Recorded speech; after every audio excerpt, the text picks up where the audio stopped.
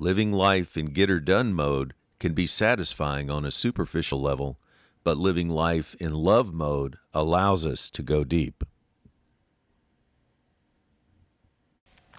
Top of the morning to you. When we read 1 Peter chapters 3, verses 8 through 22, with the eyes of love and a firm determination to get to know God better, we get an explanation of life and what it would look like if our motive for living was love. Peter lays the foundation in verses 8 through 9. All of you believers should be of the same mind, unity, sympathizing with one another, loving each other, as believers of one household, compassionate and courteous, tender-hearted and humble, never returning evil for evil or insult for insult, rather blessing. To this you've been called, that you may inherit a blessing from God. In other words, love is to be the starting point. It needs to be the reason, the why we live life as believers. If the reason we gather together at church is to fulfill our religious duties by performing certain acts that complete the task of having church, we could do that. For those of us who are type A personalities, there's nothing better than checking off the old block of something we deem as essential. But how did we do it? Was it with an attitude of love or an attitude of let's get her done? For example, as a son of a mom who is well into her 80s, one of the things I get to help her with is going to the grocery store.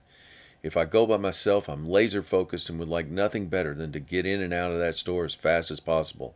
But my mom, she's always enjoyed going to the grocery and taking her time. So if I go with her to the store, I'm either in the get her done mode, brushing and not letting her enjoy the experience, or love mode and just walk behind her as she slowly gets through the store. The love mode is slower, yeah, but she gets a lot more from the experience than just a loaf of bread. It's the same with the church.